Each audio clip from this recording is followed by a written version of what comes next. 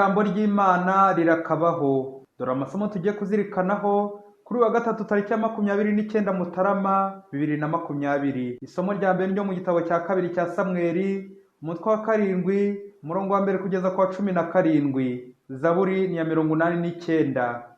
Ivanjiri ni yanditswe na Ariko, umutwe wa 4, umurongo wa 1 kugeza kwa 20. Nyagasani Yezu nabane namwe. Amagambo mu Ivanjiri ntagatifu uko yanditswe na Ariko. Muri icyo gihe Yezu arongera atangira kwigishiriza ku nkombe y'inyanja.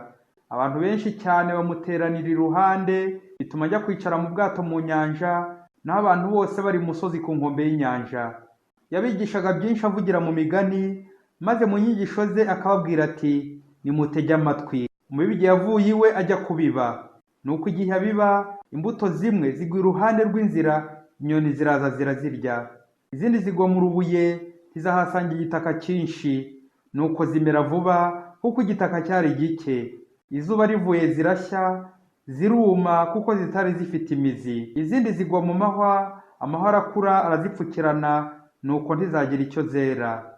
Naho izindi zose zigwa mu gitaka cyiza, zo zirakura ziragara, zera imbuto, imwe ikera 30, indi 60, indi 100. Nuko Yezu aravuga ati, ufite amatwi yo kumva niyumve. Igihe bari basigaye bonyine, ba 12 n'abandi bari kumwe nawe baramusiganuza iby'imigani.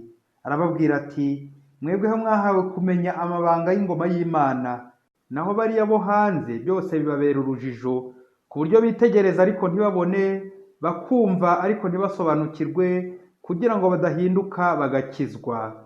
Nuko yungamo ati, ntabwo mwumva uwo mugani? Ubwo se iyindi migani yose muzayumva mute? Umubibyi ni ijambo ry'Imana biba. Hari rero abari iruhande rw'inzira aho iryo jambo ribibwa. Bamara kuryumva, ako kanya Sekibi kaza akabakura muri iryo jambo ryababibwemo. Abandi ni abakirira imbuto nko mu rubuye. Iyo bamaze kumva ijambo, ako kanya baryakirana ibyishimo, ariko ntirishore imizi muri bo, bakarimarana igihe gito. Hatera amagorwa cyangwa batotezwa bahorwa iryo jambo, bagahita bagwa. Abandi ni abakirira imbuto nko mu mahwa. Bumva ijambo, ariko imihibikano y'isi n'ibishuko by'ubukungu n'ibindi byifuzo bibi bitwara umutima bigapfukirana iryo jambo, ntiryera imbuto na busa. Naho abakirira imbuto nko mu gitaka cyiza, ni abumva ijambo bakaryakira, bakera imbuto, umwe 30, undi 60, undi 100. Iyo ni Ivanjiri ntagatifu. Bana b'Imana, amasomo y'uyu munsi aradufasha kuzirikana ku ngingo igira iti, kwakira neza ijambo ry'Imana. Bibiliya ni igitabo gitagatifu kirimo ijambo ry'Imana. Imana yakoresheje iki gitabo kugira ngo itwihishurire, itumenyeshe umugambi wayo kuducungura. Mu isomo rya mbere turumva uko Imana iganira n'umwami Dawudi ibinyujije ku muhanuzi Natani. Muri iryo joro ijambo ry'Uhoraho rigera kuri Natani muri aya magambo, aho ni wowe uzanyubakira kugira ngo inzu nyituremo. Uhoraho akubwiye ko we ubwe ari we uzakubakira inzu. Bavandimwe, niko ko Imana ntiwema gutubwira. Iyi kominikasiyo y'Imana n'abantu inyura mu ijambo ryayo, ese dutega Imana amatwi uko bikwiye? Ese iryo jambo rigira aho ridusanga, aho ridukura n'aho ritugeza? Kwakira dute ijambo ry'Imana? Turibyaza umusaruro cyangwa ryinjira mu gutwi kumwe rigasohokera mu kundi? Ikangahe basoma ijambo ry'Imana mu Kiliziya cyangwa mu materaniro yo gusenga ugatahiraho? Hari za Kiliziya zimwe ku muryango wo gusohoka handitse ngo utahanye iki? Birumvikana iyo ntacyo watahanye, usubizanya n'umunabi uti ntahanye icyo wampaye, cyangwa ntacyo wampaye ntahana. Yezu mu Ivanjiri y'uyu munsi aradusaba kuba maso mu gutega amatwi ijambo ry'Imana, abinyujije mu mugani w'umubibyi w'imbuto. Ahantu 4 zaguye: 1 ku nzira zihura n'inzitizi y'inyoni, 2 mu rubuye zihura n'inzitizi y'izuba, 3 mu mahwa, 4 izindi mu gitaka cyiza, zo zera imbuto. Yezu ageze no kudusobanurira ukuntu Imana itubiba mu ijambo ryayo, hanyuma Sekibi, agahararo cyangwa agashyuhirane, ibitotezo, imihibikano y'isi, induruburi, ibishuko by'amafaranga n'irari, ibyo byose bipfukirana ijambo ry'Imana, iryere imbuto kuryakiriye.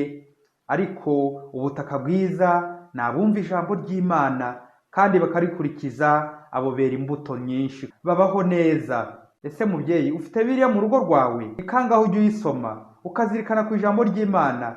Byibuze amasomo ya liturujia ya buri munsi, ziko buri munsi hari impano Imana igutegurira ibihishe mu ijambo rya buri munsi. Urayibona? Tekereza iminsi 365 niba izo kado zose Imana yaguhaye warazibonye. Burya kado ni nziza, ntawanga kado keretse iyo kado iroze, kado empoisonné. Kandi Imana yacu yiduha buri gihe ikiza.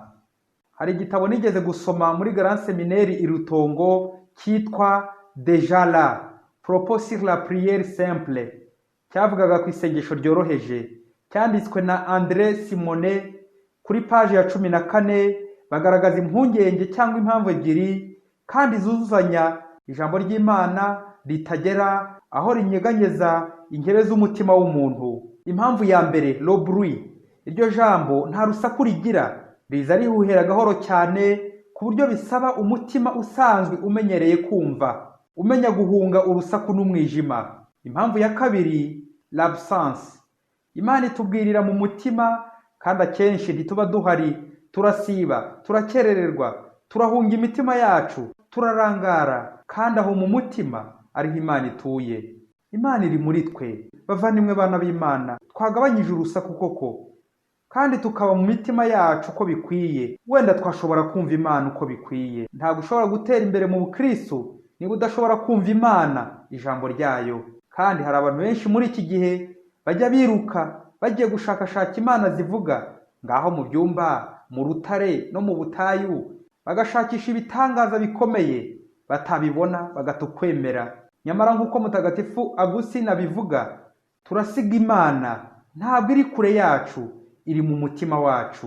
Muzasanga abantu benshi barambirwa vuba no kumva ijambo ry'Imana. Impamvu nuko batarishyiraho umutima wabo wose, ntibaryoherwe. Nyamara umuhanga yaravuze ati, kugira ngo isengesho rikuryohere neza kandi wizere ko Imana iri kuryumva, nuko nawe ibyo uvuga uri kubyumva, ugasenga uvuga kandi wumva ijambo kurindi. None se muvandimwe, wagize ngo ibyo uri kuvuga uhushura, nawe utabyitayeho, nawe utabyumva? Wagize ngo Imana yagowe niyo iri kubyumva? Guhushura no kurangara ni ukujugunya bigatwarwa n'umuyaga na za nyoni twumvise. Ntukabe nka wa mukecuru utera ishapure mu Kiliziya agatangira agatera bisanzwe ati ndakuramutsa Mariya, ndakuramutsa Mariya, yagera hagati akaba atangiye kuvuga ati ndakuramutsa Mariya, ndakuramutsa Mariya.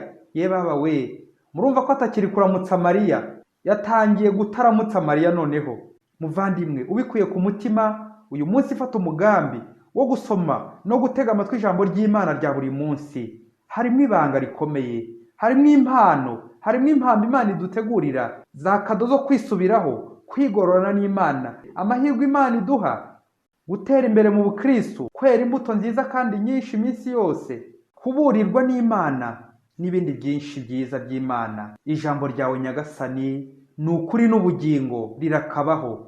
Nyagasani, umpe kugutega amatwi ubutarambirwa. Mwari kumwe na Padiri Masumbuko Ladislas, murezi mu iseminari ntoya Mutagatifu Aloyizi, Diyosezi ya Cyangugu.